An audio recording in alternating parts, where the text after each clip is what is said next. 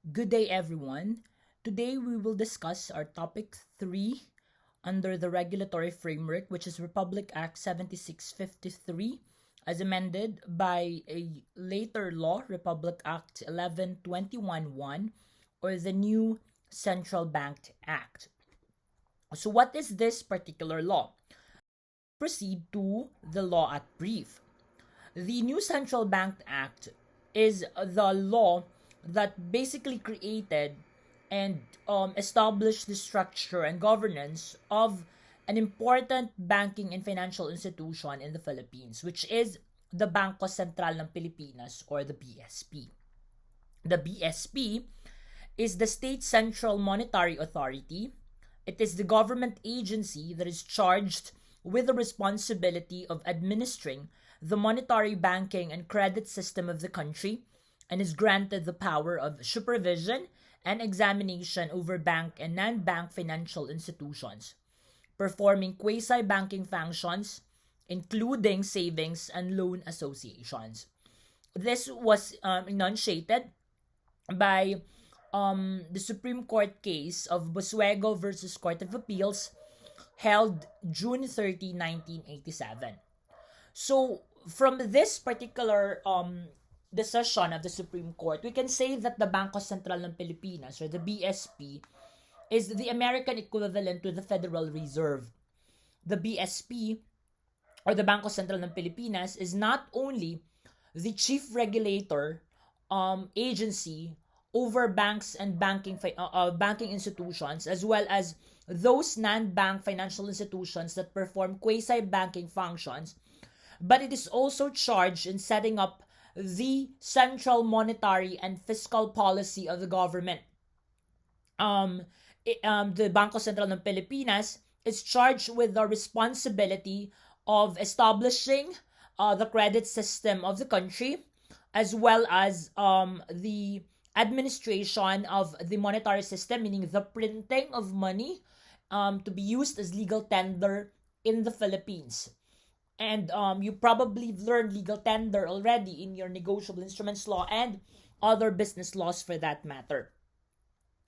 Now, how do we classify Bangko Sentral ng Pilipinas? Is this an what we call a department of the government? Is this a an adjunct or connected to a specific department? Well, as an institution, the Bangko Sentral ng Pilipinas is classified as a government-owned corporation. So it's one of the GOCCs, if you'll ask, because it's not governed under a specific department, so they're answerable to a particular cabinet secretary, because it is a GOCC that enjoys fiscal and administrative autonomy, meaning there is a semblance of independence and freedom that the Bangko Sentral ng Pilipinas is enjoying, as opposed to other departments which are subject to the direct supervision and authority of the President of the Republic of the Philippines. When you say fiscal autonomy, the Bangko Sentral ng Pilipinas would decide how they would spend their own budget without being subject to approval or regulation by the Department of Budget and Management. While the budget of the Bangko Sentral ng Pilipinas will be included in the General Appropriations Act, but how this money is spent by the Bangko Sentral ng Pilipinas, it is up to them. Is up to the officers of the Bangko Sentral ng Pilipinas. They are not subject to the issuance of the SARO or even the allotment issuances by the DBM. This is similar to the fiscal autonomy enjoyed by the Supreme Court of the Philippines, as well as other constitutional commissions such as the Commission on Human Rights. They enjoy fiscal autonomy. Now, let's proceed to the state policy behind the new Central Bank Act. Well, the new Central Bank Act, the particular law, the policy with respect to the creation of the BSP, or the Bangko Sentral ng Pilipinas. Take note, class, that it is called the new Central Bank Act because the old Central Bank Act, or the previous incarnation of the law, calls the Bangko Sentral ng Pilipinas as the Central Bank of the Philippines. This particular new law, the new Central Bank Act, has now created the body and renamed it as Bangko Sentral ng Pilipinas. The state, through the Bangko Sentral ng Pilipinas, shall maintain a the state, through the creation of the BSP, will maintain a central monetary authority that shall function and operate as an independent and accountable body corporate in the discharge of its mandated responsibilities concerning money, banking, and credit. While it is a government-owned corporation, it enjoys fiscal and administrative autonomy. Fiscal meaning related to its treasury and how it spends its own budget, and administrative that it is regulatory agency in accordance with its policy directions. Now, let's check the salient considerations on the creation of Bangko Sentral ng Pilipinas. It is established as a central monetary authority. It has a initial capitalization which will be 50 billion, 200 billion to be fully subscribed by the Philippine government. The increase in capitalization shall be funded solely from the declared dividends of the Bangko Sentral in favor of the national government, and any declared dividends of the Bangko Sentral in favor of account in general fund and earmarked for the payment of Bangko Sentral's increase in capitalization. Such payment shall be released and distributed immediately and shall continue until the increase in capitalization is fully paid. Now, let's proceed to the responsibility and primary objective of the Bangko Sentral ng Pilipinas. So, what are their responsibilities? What are the responsibilities of the BSP? First is to provide policy directions in areas of money, banking, and credit. If you notice, you'll always hear the BSP to be the primary agency that will discuss and will announce to the media the new interest charges or interest rates set for bankings and financial institutions. It's because credit policy of the government is set by the Monetary Board under the Bangko Sentral ng Pilipinas. Another responsibility is to supervise bank operations. So most compliance by banks, whether these are rural thrift banks or even universal banks, and the agency that will handle the random audits to be conducted with banks to ascertain and to check whether this particular bank is still compliant with the requirements, the rules and regulations set by the Bangko Sentral ng Pilipinas. It is the BSP who will send people to do it. And to exercise regulatory and examination powers over quasi-banking operations of non-bank financial institutions, including money service businesses like the remittances, pera padala. These are all still subject of regulation examination by the BSP. Credit granting businesses like these microfinance and lending institutions, and payment system operations. We also have primary objectives of the BSP. Which is to maintain price stability conducive to a balanced and sustainable growth of the economy.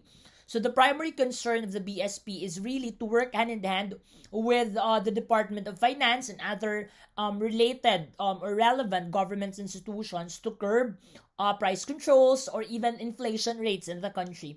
And inflation, basically one factor of which to control this one is to basically the government intervene with interest rates with respect to credit as well as borrowings, and to which the BSP will figure in significantly. Second is to promote and maintain monetary stability and the convertibility of the peso. So it is also the responsibility of the BSP to maintain the desired conversion rates or the exchange rate levels of the Philippine peso vis-a-vis or against foreign currencies, especially with the US dollar, because you also have to balance properly the fact that the Philippines is remittance reliant country. A massive portion of our economy relies on remittances from Filipinos working abroad.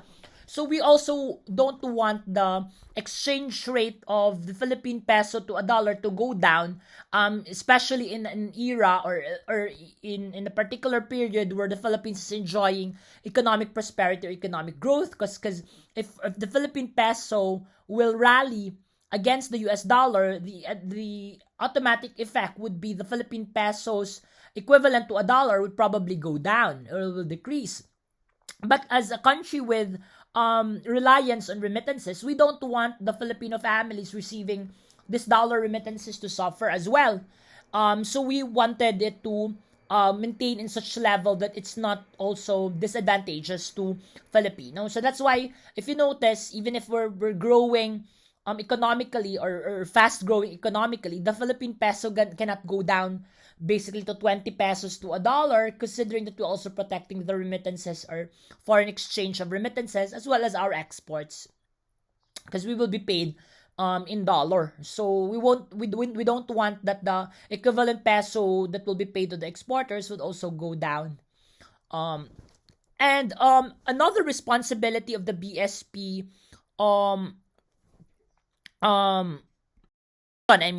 the function of the BSP is the chief banker of the government. The BSP will be the official depository of the government and shall represent the government in all monetary fund dealings.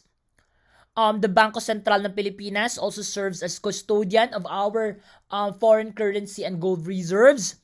It is also the financial advisor of the government, which was specifically provided under Article 7, Section 20 of the 1987 Constitution, where the President may contract or guarantee foreign loans, but this must be with prior concurrence of the Monetary Board.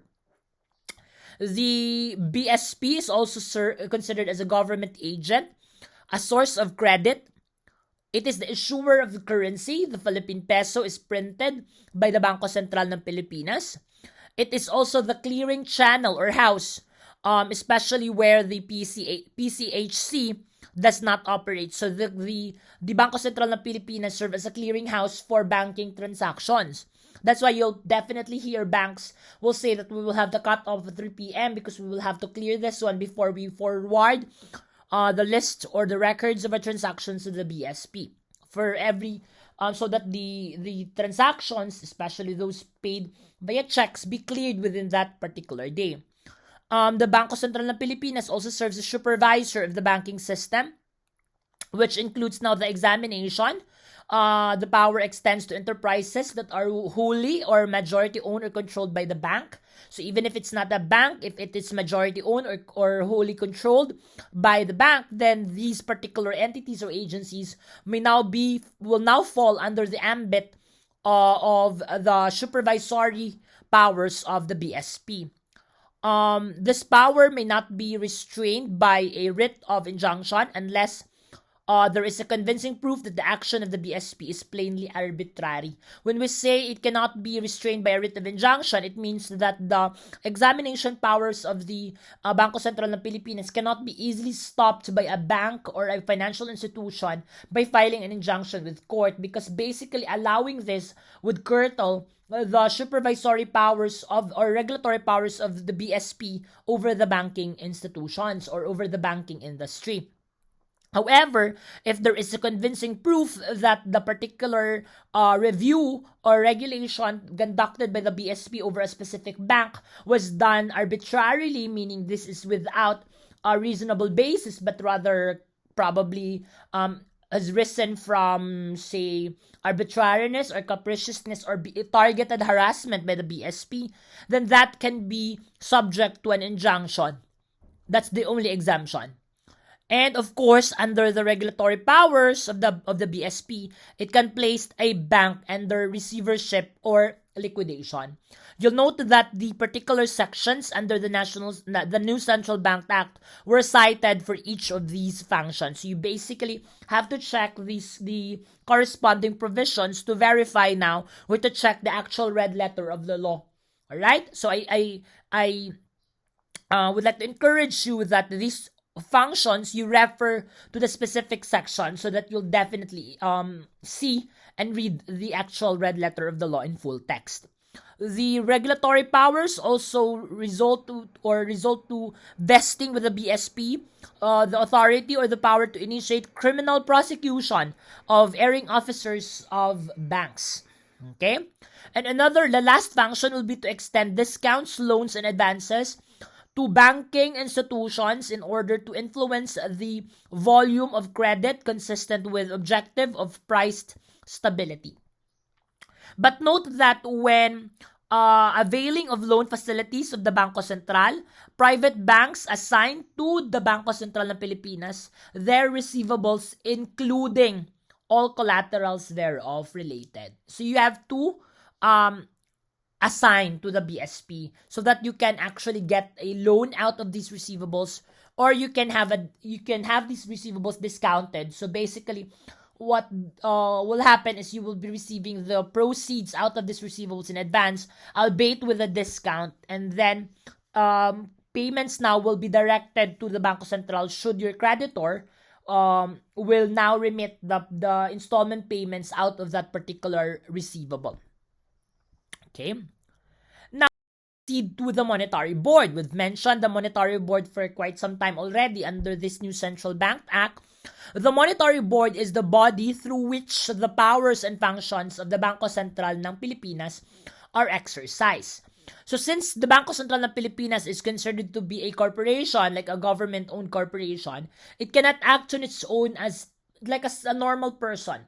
So it has to have a body that will bind the Bangko Sentral ng Pilipinas on decisions that it will make. So a sort of like an equivalent of a board of directors.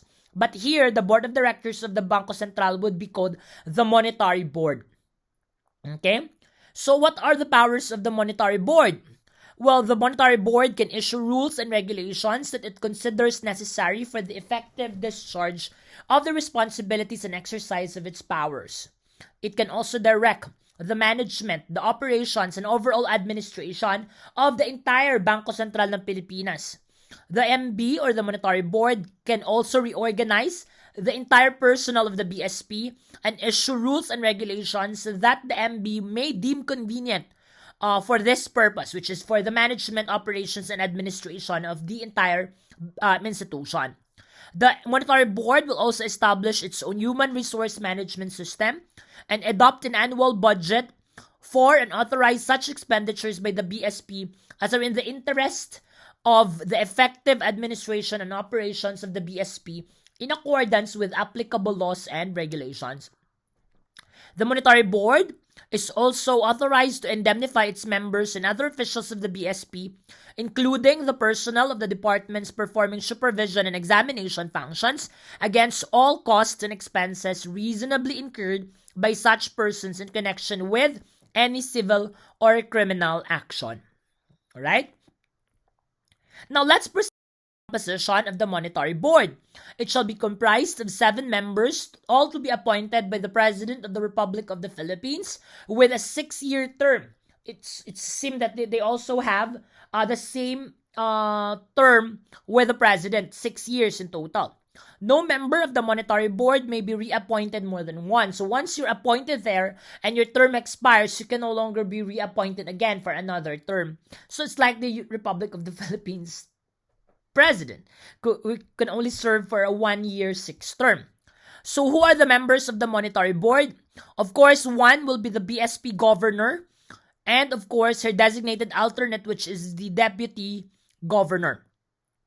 Note class that the Deputy Governor is not a member of the Monetary Board, but rather alternate of the BSP Governor. So one sitting there as a member is the actual BSP Governor. Should the BSP Governor is not capable of attending the meeting or is somewhere else, one will attend in behalf of the BSP Governor, which is the Deputy Governor, the alternate of the BSP Governor. But as to membership, it's only the BSP Governor that has the membership. And then the second member will be a cabinet member to be designated by the President or his designated alternate. Usually, the one appointed here as a cabinet member, as representative of the Monetary Board, will be an undersecretary, and usually an undersecretary of the Department of Finance. And then, of course, the rest will be 5 members from the private sector. Now, what are the qualifications in order for you to become a member of the Monetary Board? First is you have to be a natural-born citizen of the Republic of the Philippines. So, naturalized citizens are not qualified to be part of the Monetary Board. The age requirement will be at least 35 years old for all members.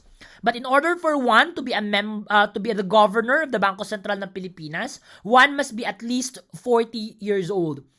The member must be of good moral character, of unquestionable integrity, of known probity and patriotism, and with recognized competence in social and economic disciplines. Okay? So very vague. Wala man lang sinabing certain specific academic requirement that you should be a graduate of finance or you should be a certified public or accountant or a lawyer for that matter. What is required only is that you have of good moral character, of unquestionable integrity, of probity and patriotism, and of course recognized competence in social and economic disciplines. So this social and economic disciplines is of very varied, very vague requirements. It could be of different degrees. It's not specific on a certain competency or specific course, but rather a discipline that falls under social and economic importance.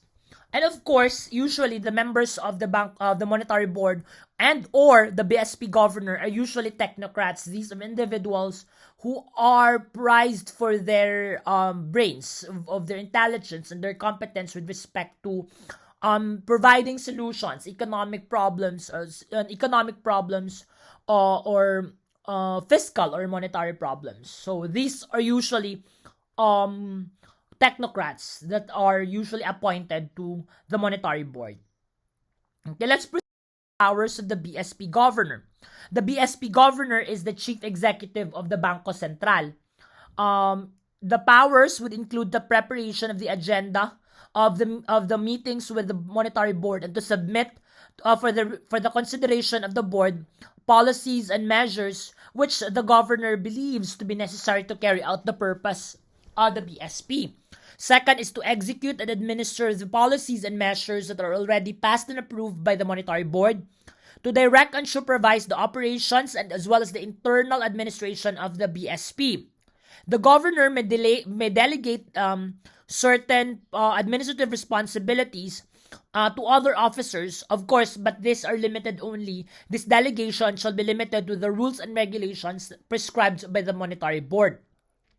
So it's not carte blanche authority to delegate authorities possessed by the governor of the Bangko Sentral to alternate officers or employees, but rather this particular delegation is subject to limitations or rules or regulations set by the monetary board.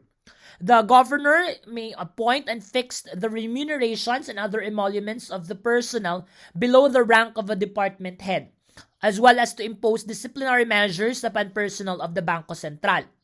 The governor may render opinions, decisions, or rulings which shall be final and executory until it is reversed or modified by the monetary board on matters regarding the application and enforcement of pertinent banking laws, as well as to exercise other powers may be vested in him by the monetary board. The liabilities of the members of the monetary board. Now, note class that members of the monetary board, the officials, examiners, and employees of the BSP may willfully violate 7653 or guilty of negligence, abuses, or acts of malfeasance or misfeasance, or to fail to exercise extraordinary diligence in the performance of his duties. It is provided under the new Central Bank Act, Section 16, that the monetary board, the Bangko Sentral ng Pilipinas governor, shall be held liable for any loss or injury suffered by the BSP or other banking institutions as a result of such violation, negligence, abuse, malfeasance, misfeasance, or failure to exercise extraordinary diligence.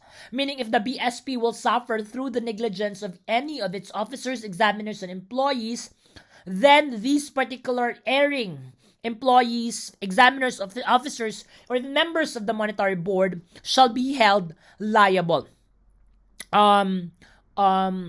By virtue, of course, of if they're negligent, or if they're found to be abusive of their possessions, or if there is malfeasance, misfeasance, or failure to exercise extraordinary diligence. So here we can infer that the members of the Bangko Sentral ng Pilipinas, all of its employees, and of course, members of the monetary board are expected to exercise extraordinary diligence in the performance and compliance with the purpose for which the Bangko Sentral ng Pilipinas was created.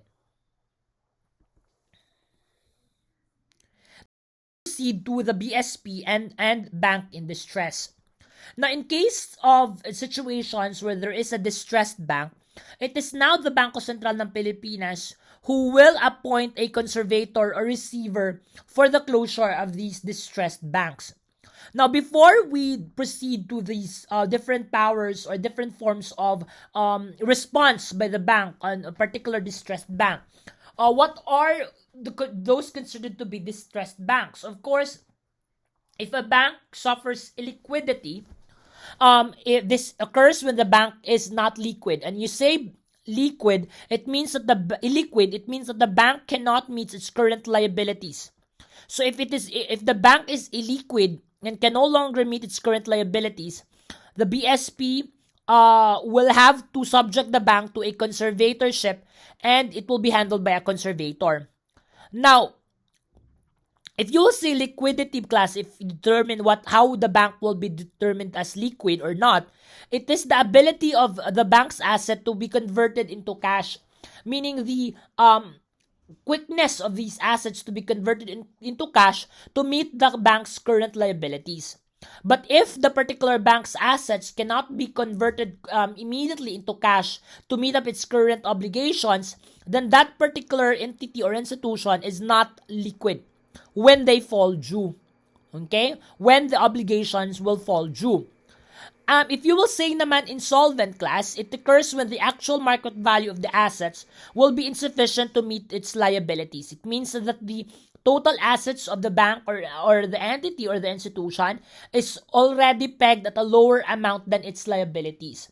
Unlike illiquidity, where the assets are still greater or bigger than the liability, it just so happened that these assets are not easily convertible into cash or not cash at all, which are incapable of meeting the current liabilities. Insolvency, on the other hand, means that you cannot meet your liability. It's because your liability now is bigger or it exceeds your total assets. An entity is insolvent when it is unable to meet the current as well as the long-term obligations. And if this involves insolvency now, unlike illiquidity, which the bank will be handled by conservatorship, in insolvency, the bank will be subject to a receivership or closure. Note that for conservatorship, it shall not exceed 1 year. So in order for the bank to meet its current liabilities, it will be subject to conservatorship, which will not exceed 1 year under Section 29 of the new Central Bank Act. So let's proceed to conservatorship. What is conservatorship? If you subject a bank to a conservatorship, the BSP will have to appoint now a conservator. One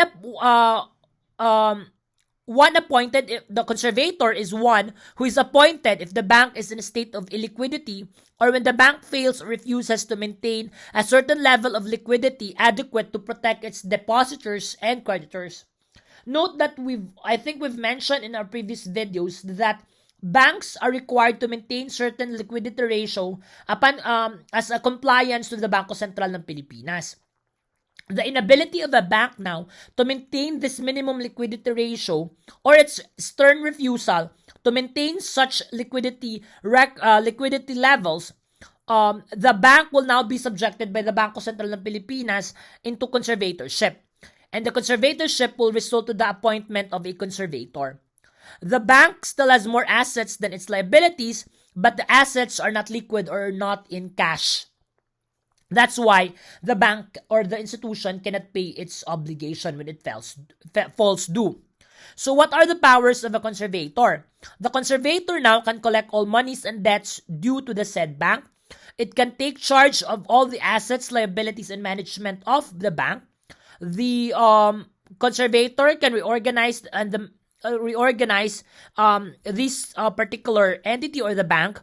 It and such other powers as the monetary board deems necessary, and exercise all powers necessary to restore the viability with the power to overrule or revoke the actions of the previous management, which is the previous board of directors to which the conservator takes over, and of course to bring court actions to assail or repudiate contracts entered into by the bank. These powers of a conservator are enumerated under First Philippine International Bank versus Court of Appeals, held by the Supreme Court in January 24, 1996. However, note class that the powers of a conservator do not extend to the revocation of valid and perfected contracts. Meaning, the powers of a conservator to revoke cannot extend post-facto repudiation or after-the-fact repudiation of valid or perfected transactions. So the power of repudiation of the conservator is limited only to transactions that are about to be entered by that banking institution that are deemed by the conservator to be non-beneficial or non-strategic, that will not help the bank recover or return to its previous liquidity. So the bank can revoke that one and overrule the decision of the management and the members of the board of directors. But for already existing unperfected contracts, meaning there is already meeting of the minds and agreement between parties, the conservator cannot, on behalf of the bank, unilaterally revoke such perfected contracts. Okay? The law merely gives the conservator the power to revoke contracts that are deemed to be defective, such as void, voidable, unenforceable, or rescissible contracts. Hence, the conservator merely takes place of the bank's board of directors. Now, to closure. What are the grounds now for closure of a bank or a quasi-bank? Under Section 30 of the NCBA, or the New Central Bank Act, we can use the cash flow test, which is the inability to pay liabilities as they become due in ordinary course of business. Under Section 30, Paragraph B, we have the balance sheet test, which is the insufficiency of realizable assets to meet its liabilities, and the inability to continue business without involving probable losses to its depositors and creditors, and the willful violation of a cease and desist order under Section 37 that has become final, involving acts or transactions which amount to fraud or a dissipation of assets.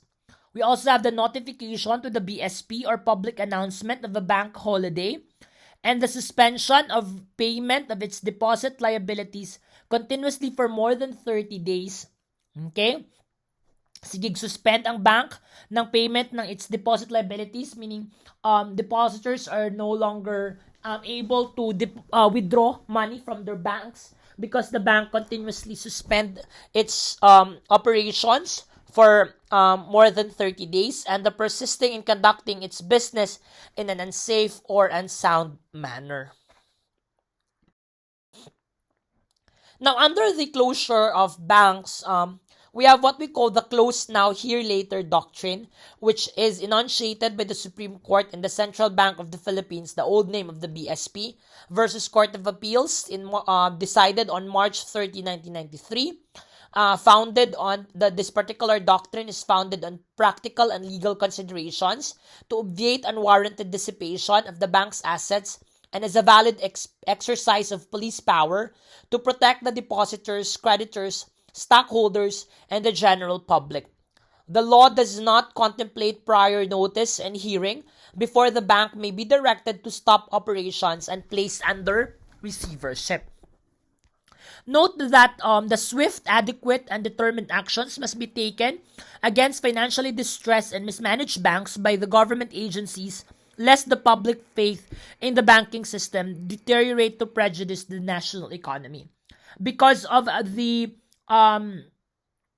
need to have a quick action against these banks and financial institutions that are mismanaged and can no longer comply or make good of their deposit liabilities, there is a need now for the state, especially the regulatory agency or regulatory body, which is the Bangko Sentral ng Pilipinas, to swiftly act in order to preserve as well as save the remaining confidence and trust and public faith and faith of the public in the banking system. And that's why there is a policy that the bank may close now these distressed banking institutions without first hearing their side.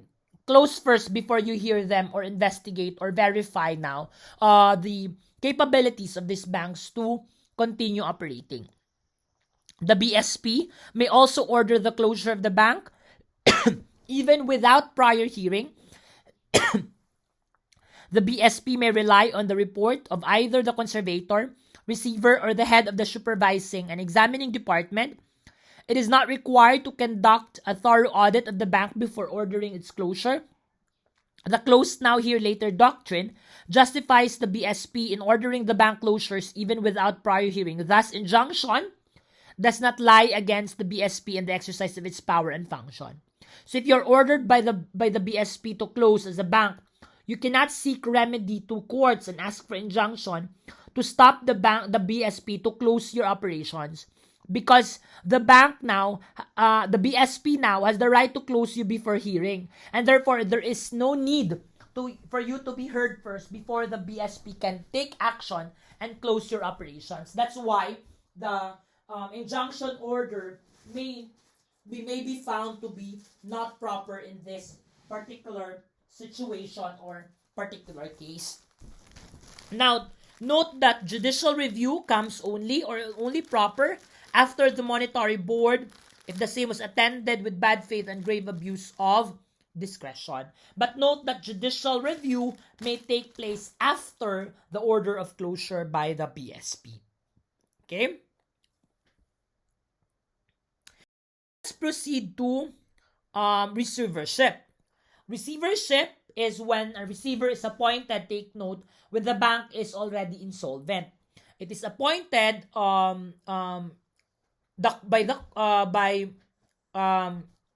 the BSP. Okay? Take note that the appointment powers of the BSP is exclusive. It means that the court has no authority to appoint a receiver for a bank subjected to receivership. It is solely under the power of the Bangko Sentral ng Pilipinas. Now, in case of banks, remember, so the BSP will appoint the receiver, right? But take note that for banks, the only receiver allowed would be the Philippine Deposit Insurance Corporation or PDIC.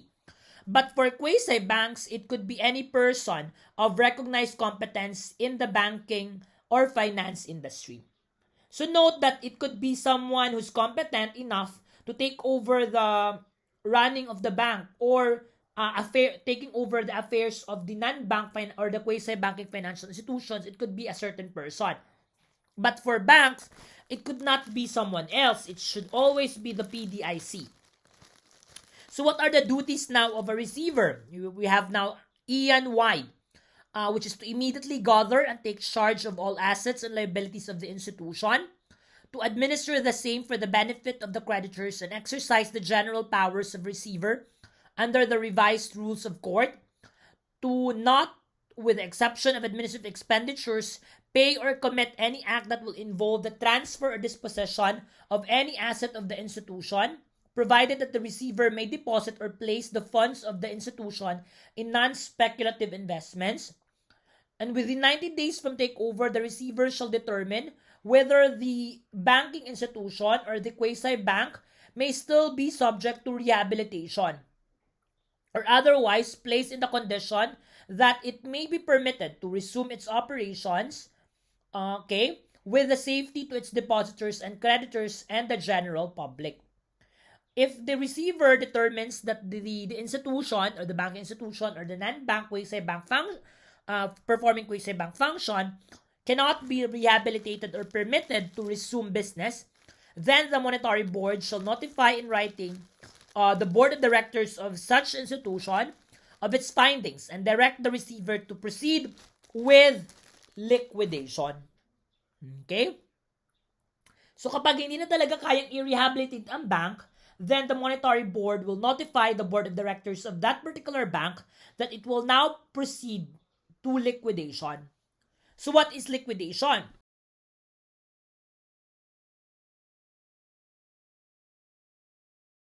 Liquidation is the act which constitute now the conversion of the assets of the banking institution to money, or the sale, assignment, or disposition of the same to its creditors and other parties for the purpose of paying the debts of such institution. The liquidator of a distressed bank can prosecute and defend suits against the bank. Prosecution of suits, collection and foreclosure of mortgages against debtors of the bank by the liquidator are among the usual and ordinary transactions pertaining to the administration of the bank. Di ba nga kay convert naman nimo ang assets into cash, and there are still receivables from say debtors or obligors of the banks, then the liquidator now will have the authority to file cases in behalf of the banking institution to try to collect from the debtors, as well as the foreclosure of real estate or chattel mortgages that may be used or established to secure these receivables. Kasi kung hindi na talaga makabayad ang debtor, then let's run after the mortgages, and these mortgages will then be foreclosed, the proceeds of which will be applied to the pending or a due obligation of that particular debtor. So since if there will be proceeds, then it will now add to the total cash that will be generated by the liquidator, which is basically the goal of liquidation, which is to convert all remaining assets into cash or money. Liquidation proceedings may be carried out with or without the tax clearance. Remember that there are sale requirements that for in order for you to sell particular properties, you have first to acquire or secure before the BIR your certificate of authority to register, which is basically the tax clearance. But because of the conditions surrounding that particular sale, which is part of liquidation, then the liquidation proceeding may continue, which is the selling of the assets without the need of obtaining the tax clearance. Unlike in a voluntary dissolution of a corporation under the Corporation Code, the Bangko Sentral ng Pilipinas can liquidate the bank with or without the tax clearance.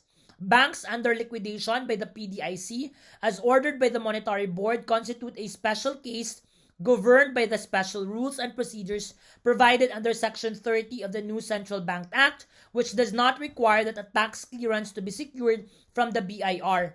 Only a final tax return is required to satisfy the interests of the BIR in the liquidation of the closed bank.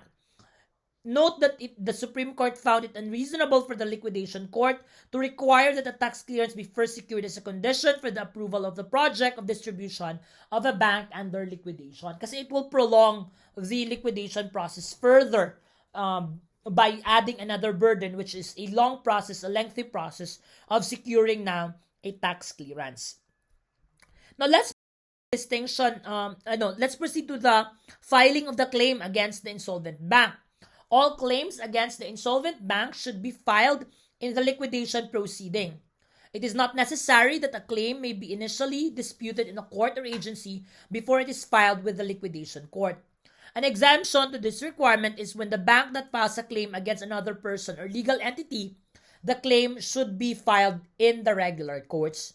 Note that it is the claim against the bank that will have to be filed in the liquidation proceeding. But if the bank itself will have a concern, such as a claim against another person or another entity, it will not be included in the liquidation proceeding, because what is required only in the liquidation proceeding are those claims against the bank. But if this is the bank's claim against someone else, then it will have to be filed in a regular court. Okay? Judicial liquidation is intended to provide an orderly mode for payment of claims. In addition, such petition is not in the nature of a disputed claim against the bank. Okay? Now, liquidation proceedings may be carried out with or without tax clearance. Okay? That's already discussed. Okay? Now,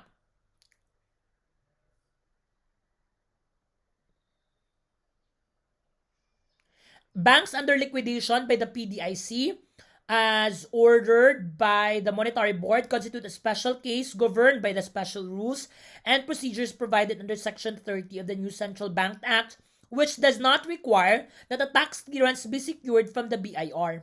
Okay? So that's clear under the case of PDIC versus BIR held June 13, 2013. To the distinction between conservatorship, receivership, and liquidation. For grounds, note that conservatorship is grounded on the continuing ability and unwillingness to maintain condition of liquidity. For receivership, it is the inability to pay liabilities as they fall due. The assets are less than the liabilities.